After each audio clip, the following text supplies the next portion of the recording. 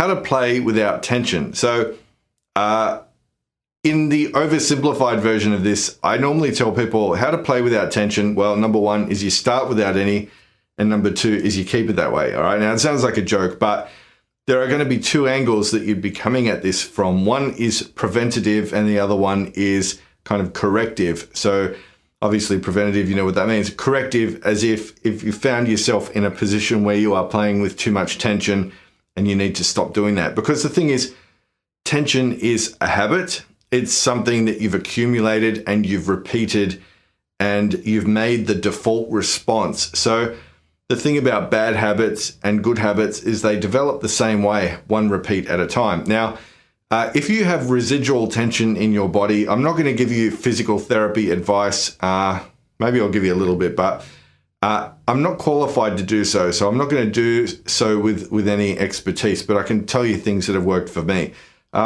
If you have residual tension in your shoulders, could be your shoulders, neck, could be the pecs even, your back, upper back, lower back, head, even your legs, that's something you probably want to sort out, with some kind of physical therapy or massage or, yoga, anything that helps you stop, having that built in. In terms of actually playing the guitar, it's going to be about realizing that it really doesn't require as much tension as you think, and then slowly training that to be the default response when you play. So, there are things like sit up straight. There are, stretches you could do, before you start playing guitar, and that's all great. If you are trying to fix a particular problem, one thing I try to sort of do in my own playing is to make sure that I'm not trying to fix the injury or the issue in the same way that I accumulated the issue in the first place. So, for example, as a writer, I do a lot of clicking on my mouse, and I find that because I am doing a lot of extension from the wrist, I am prone to getting some pain building up in the, I guess you'd call it tennis elbow or golfer's elbow. So it's important for me that the remedy for that not be to try and, do more extending, but more sort of flexing and stretch the muscle out a little bit. Likewise, if I do apply any self-massage, I don't go up and down the muscle because that's how it's getting sore in the first place. So I'll go across that way and try to sort of, trigger the healing process that way. There are anti-inflammatories you can take. Talk to a physician about any of that stuff. In terms of actually playing the guitar, so I sit on a stool that is where my legs are at a right angle. So right now, my feet are flat on the floor, and my legs are 90 degrees. They're not dangling, and my knees aren't above my hips either. So keep that in mind. The other thing I do is I use a classical guitar footstool, and I have that under my left leg, which is where I rest the guitar. Now, a lot of you guys are rock guys, and you've probably been putting the guitar on your right leg, and that's fine. I did that for the first 20 years. The reason I personally switched to more of a classical thing is I found that having that guitar there and me always being at that angle, I was just starting to contort my body so that even when I wasn't playing guitar, I was feeling out of balance. So I did this for me. Now, as you can see, I don't have a strap right now, but I'm sitting the guitar there and it's just staying there. And that is the same height that I would play, virtually the same if I was playing standing up as well. So there's a consistency in what I practice works whether I'm sitting or standing. The other thing is you don't want to be using strength to hold the guitar. All I want to be doing is playing notes. So if you can't make your guitar just stay there, either with your positioning or with your strap, that'd be one of the first things to look at. Now, in terms of I'll talk about fretting first. When we all first learned our, a D chord, we probably felt like it was the hardest thing we'd ever had to do, and we were squeezing it for dear life. After a while, we had to change that chord, and it didn't make sense to leave all that tension there. So, but that might be years ago decades ago for some of us. So it's easy to forget how hard it felt to play guitar back then. But it's not really that hard to play now that you've got some experience under your belt. When you think about how little pressure it really takes to sound a note, it's time to go back to there and remind yourself. So my second finger and my thumb generally work, sort of they're kind of a team. They're relatively in the same place as I move up and down the neck. Now, as an experiment, I'm just going to contact the string. I'll do this with my second finger. I'll do it on the B string. Now, right now I'm in contact with the string, but I'm not applying any pressure. So when I go to pick, you're just going to hear like a percussive sound, right? Now what I'm going to do is just slowly lower the string. I'll keep picking as I do it until I hear a nice clear note. All right, there's a note. Now I don't need to apply any more pressure than that. If I go and do the same thing with the other fingers, I want to just get the minimum pressure.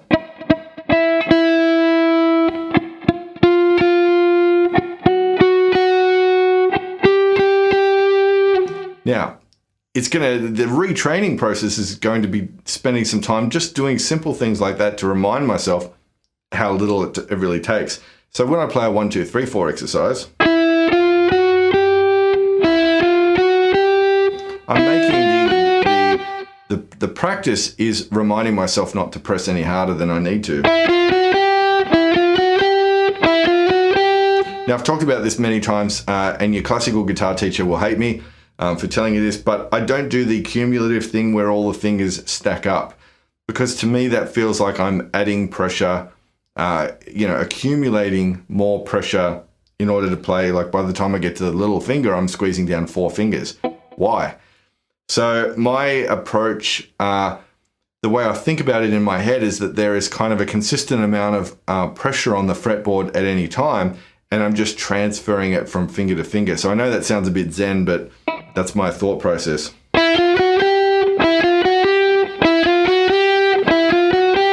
All right, learn to do that on a few different strings at a time. Now, if you do that and you're still feeling like all this tension in there, back off, shake it off, try again. If there's still too much tension in there after a few goes, then you're done for the day. Basically, just stop, come back at it half a day, another day, full day later, and don't keep, you can't practice your way through, being loose. You have to just be loose and stay that way. So when I play fast, I have to be conscious of the fact that tempo has nothing to do with pressure. So if I'm doing that at this kind of tempo, then doing it at this tempo does not require any more pressure.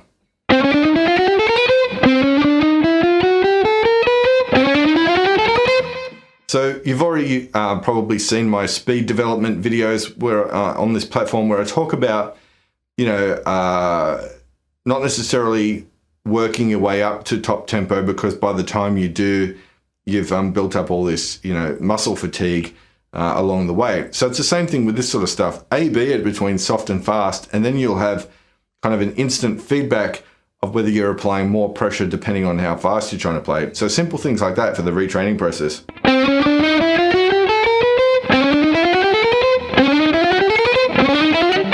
Whoop, messy there. Now, with this hand here, it's going to be the same thing.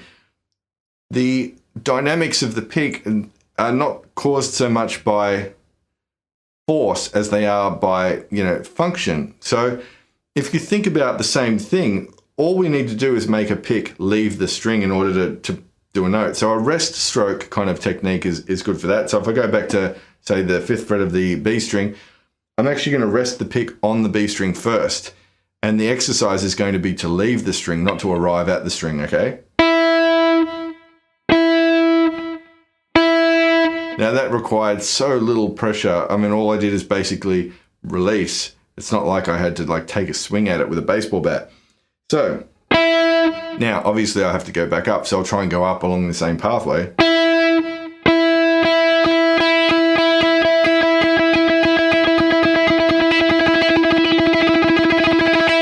Once again, I have to kind of be conscious of the fact that tension has nothing to do with tempo. So as I speed up, I don't want to start going and bring in muscles that don't need to be there. All right.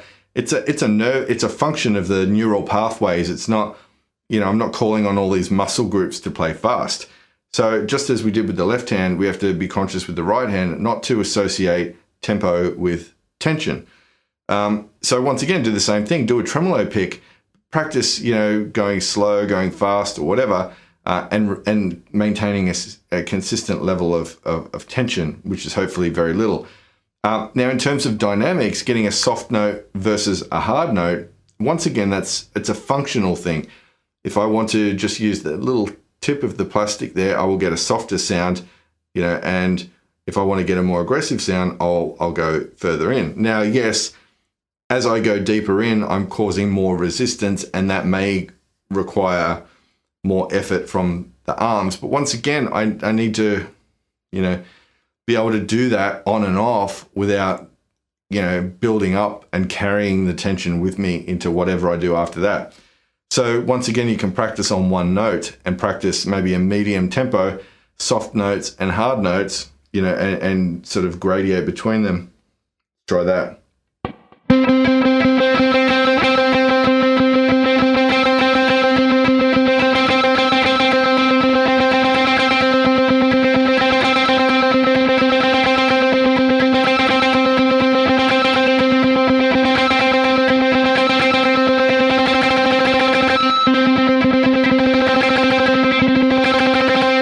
Now, I don't know if you watched my left hand at all while I was doing that, but I didn't suddenly grip tighter, and I've seen a lot of people do it. So I know it happens.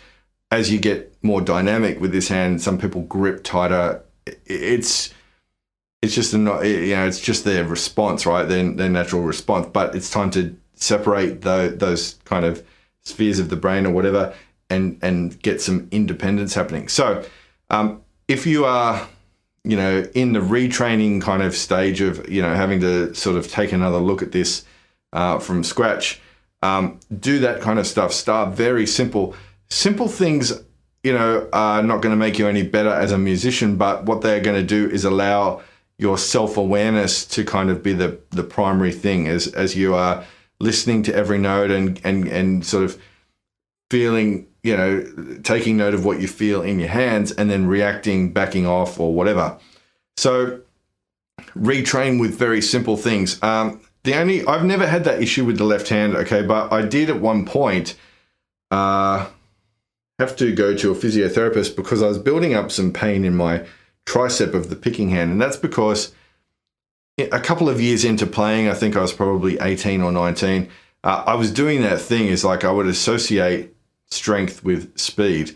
And it wasn't the forearm, it was actually, up in the tricep where I was really sort of squeezing it. And if I do it now, I can actually feel myself do it. And that's where the physiotherapist kind of helped. I took my guitar in and I did a couple of sessions and I would pick, and he said, "Oh, but your left hand is so relaxed. You need to just learn to do that with the right hand." And he actually pinched the muscle there every time I played with the wrong thing. And he said, "You've got to learn to do it without that muscle being involved." So slightly different tangent here, but sometimes when you work with a singer and they have a head cold or something like that, you might hear a singer say that they're singing above the cold. And what that means is they're just kind of like shaping the notes above, using more of the forehead or whatever to kind of avoid sounding all clogged up in the nose when they sing. And I sort of took that analogy when I was playing, and I thought, okay, I've got to learn to pick fast above the muscles that were causing me problems. I know that's not exactly the same thing, but when I feel that muscle kind of like, tensing up, I go, okay, find a different way, and I'd have to do it. The other way I sort of did it is to use it quite a loose grip on the pick. I've since kind of, firmed up a little bit now because I like the sound of it and I like the kind of rigidity of it, but not tense. So in couple of my close-up videos, you might see the pick even moving loosely between the index and thumb joints there. I probably don't do that quite as much now. Since switching to the Swiss picks, I find them pretty kind of a tidy pick. They're not a big pick, so I can kind of just keep that there and use whatever dynamics I want without having to, loosen up too much. But that's something about, even if you feel like for you, the tension might be starting right down here. For me, it was up here, but for you, it might be right down here. So I went complete relaxation to the point where sometimes I would drop the pick when I was practicing. So that's kind of the other extreme where you can go too far with it. So if we had to develop it into steps, is one, sort out any body issues that you have before you even play guitar. So posture, stretching, potential injury, anything that's going on with you. Structure the way you actually sit so that the guitar is just there ready to be played, as if it's on a stand and you just walk up and play it.